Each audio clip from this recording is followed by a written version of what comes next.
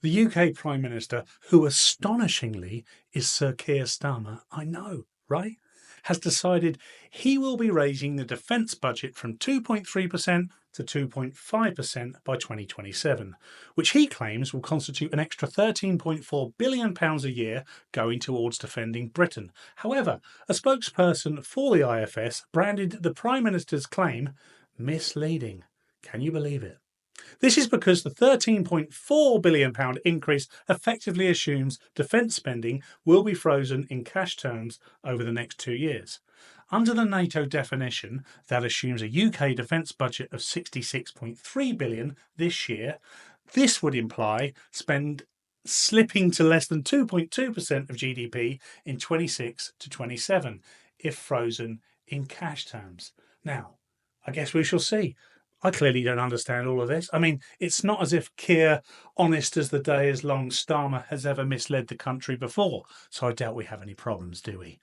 The increase will be funded by a cut to overseas aid budget, which will be reduced from 0.5% of GDP to 0.3%. This therefore means that our ratio spend abroad is equal to our ratio spend of defending our country from people abroad.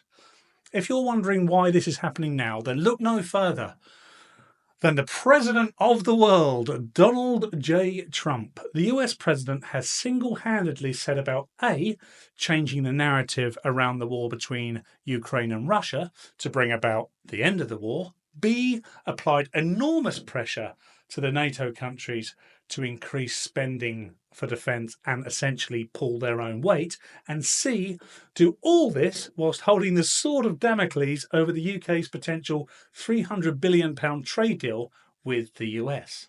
So, one wrong move for old 2 Keir, and quite frankly, he is in a world of trouble. What won't help this is that Keir Starmer has given himself 2 masters. In his ideological pursuit for reconnecting the UK to the EU, he has started an unmandated vanity mission to impress the likes of France, Germany, and Ursula von der Leyen. However, he also cannot achieve any of his actual mandated remit without both economical and defence support from Donald Trump, who we shall meet tomorrow, the 27th of February, to discuss all the aforementioned. Though there are a lot of unanswered questions, to say the least, with regards to Trump's Ukraine-Russia strategy, what is clear is number 10 are also in the dark, which makes last week's pledge to put troops on the ground in Ukraine all the more foolhardy. If only because we simply cannot afford it, and we will essentially be pitting ourselves against Russia and the US, which would be like me offering out Tyson Fury for a fight, having just woken him up from an afternoon nap by flicking his ball sack. Talking of affordability, the UK isn't exactly flush, is it? So, in a move that will no doubt have angered many on the left, the Prime Minister, who regularly switches between Michael Foot and Enoch Powell mode, has decided it will come from foreign aid. On BBC Newsnight, Caroline Lucas, the perpetually smug and or often offended former Green MP for Brighton Pavilion, a pavilion so entitled it has its own MP, said, It used to be the case where Keir Starmer himself recognised the importance of foreign aid. In 2021, he stood at the dispatch box when it was the Tory government and said it was the wrong decision because aid is an investment in our national security. She continued, countries that don't have that financial support are more likely to be unstable. They're more likely to have violence and conflict. This is all sounding a bit racist, Lucas. In his own terms, a cut in the aid budget does not make us more secure. I personally have often eyed foreign aid with a suspicious, if not cynical, eye. Though I do concede that it can't all be bad, can it?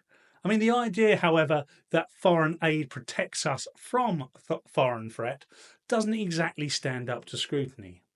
If that was the case, would we have such a high terror threat across UK and Europe? This may seem a very crude measure, but ultimately, foreign aid does not appear to be stopping terrorism. And it hasn't stopped war in Ukraine/Russia, Syria, or indeed previously in Afghanistan. So perhaps we are best to stop and reflect.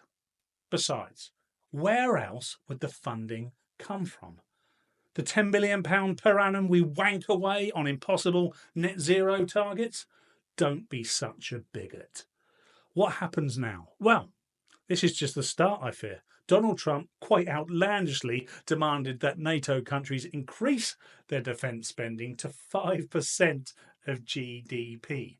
So it's not entirely clear if this move will actually be enough. What is clear is that the UK is now very much dancing to Trump's tune. If you think otherwise, I'd assert that you haven't been paying attention. What we do know is tomorrow our Prime Minister will meet the US President for what is unequivocally the most important meeting of his premiership, and one of the most important meetings of our special friendship since World War II. So he better not fuck it up.